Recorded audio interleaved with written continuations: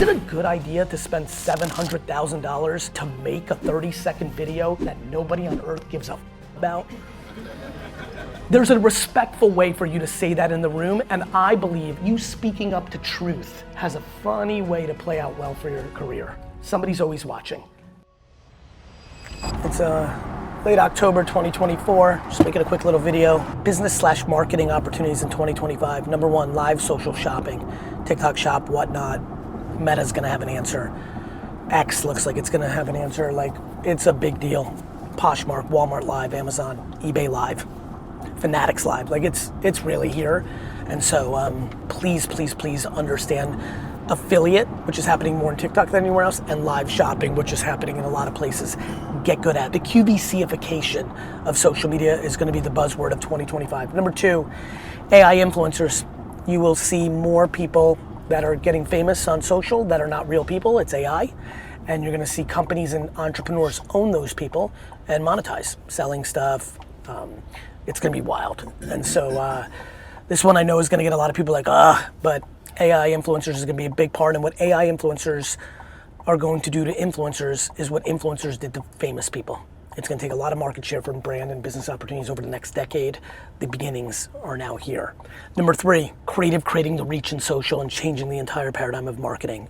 Organic social posts will become the most important thing in a person's marketing world, not the last thing it does as matching luggage and complementing to the campaign or the thing they're doing.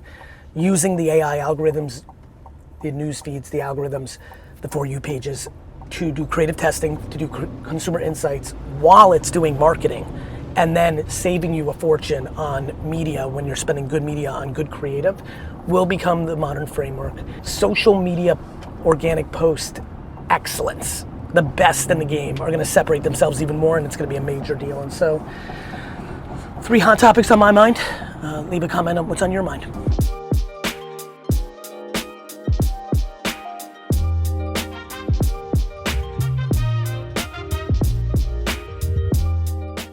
You have like a really jam-packed day today. Yeah.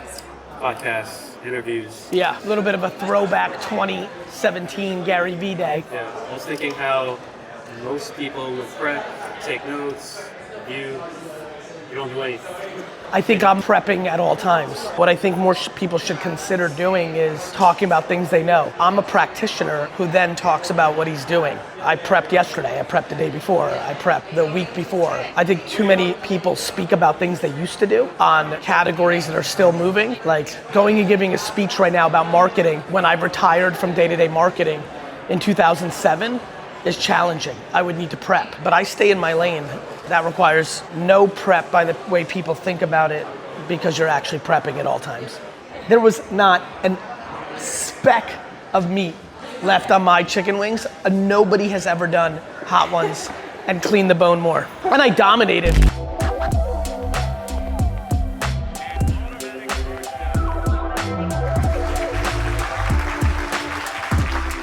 Someone comes to you, they're coming to learn how to be authentic. Like, how do you have that conversation? Like, what do you say to them? It's kind of similar to like companies having to make like political statements. Like brands can't be authentic. Like brands are not a human. You know, like what brands can do is be more consumer centric. You know, it's less that we talk about, you know, authenticity, though that's lovely. I think what we talk about is like, do you understand that no human being would like this video? You know, like the amount of marketing that is made that literally nobody on earth would ever make if they were like trying to get people to give a shit about it, but because it's the industry we make, or when we run media and you know those impressions are not getting achieved. Like this industry is obsessed properly with reach, it's imperative, but we're actually obsessed with potential reach, not actualized reach. Because this industry has done a remarkable job of deciding that common sense has no place in our industry. Thank you, that's great, thank you, really good.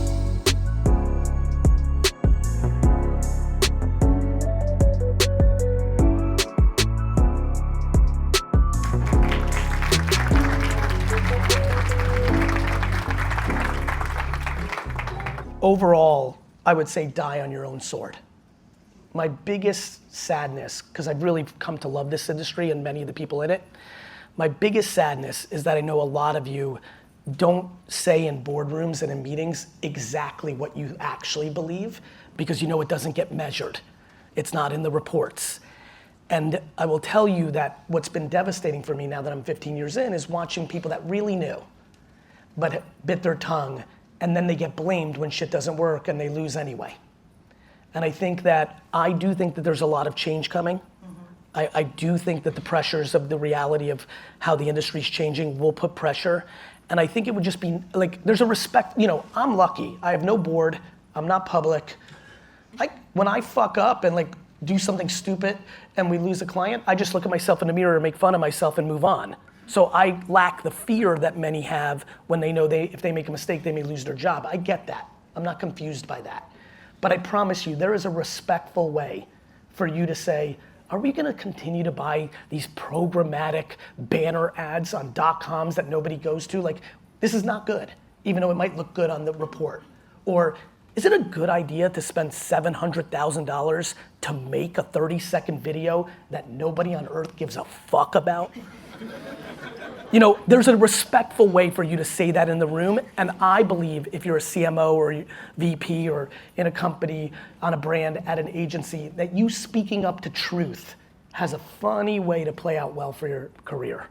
Somebody's always watching, and being right historically matters. Thank you, Gary. Go Jets. Go Jets. Thank you. Thank you. Thank you, Gary. Thank you so much. Amazing, guys. It was nice seeing you. Bye-bye. Thank you. I left the corporate world for 20 years to follow my dream as a photographer. Got to take your picture today, brother. My brother. Appreciate proud you, of you. Really proud of you, man. Yo, I'm so glad you brought that fear thing up because that was holding me back. 100%. Yeah. The thing with the fear thing is, you could always go back. Everybody who's watching this right now that is scared to jump, you jump, you're like, oh shit, I suck or I lost money or it's worse. You go get a job back. The jobs are there. Adapt, the jobs are there. Appreciate you, man. I love your sweater, by the way. I saw it in the, yeah, happy to. Everyone's gonna say no, but virtual influencers are gonna do to influencers what influencers did to famous people. People laughed when I said that people on Vine and Twitter and Facebook and social media would be more famous than TV people. But like the biggest social media influencers are dramatically more famous than a lot of actors on shows right now. Yeah. Like dramatically, they're not even in the same realm. Like the average TikToker that has 5 million followers is more famous than like a B actor on like Law and Order or fucking SVU, like, you know what I mean? Like. Yeah.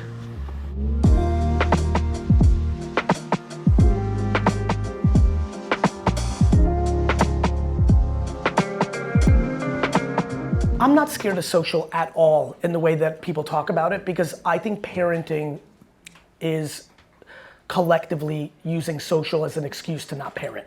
Yeah. If you're like TikTok, a lot of you know this. I've been yelling about TikTok since it was fucking Musical.ly in America, right? Plenty of people, especially when all the baloney started happening, would roll up at me at like an airport or a restaurant and be like, Gary, I know I like you, but this fucking TikTok thing, like, it's a real fucking problem. And I swear to God, I would look at them and be like, then take it off your kid's phone. I'm not your fucking kid's parent. If you think, like, I don't know, I'm 49, my parents thought like alcohol was a problem, which meant they didn't want me fucking drinking when I was 14, so they scared the fuck out of me. Like, parenting has become unbelievably ludicrous. You don't like shit? Be a fucking parent. And Gary, from the bottom of my heart, thank you for your time, thank you for your energy. Thank you.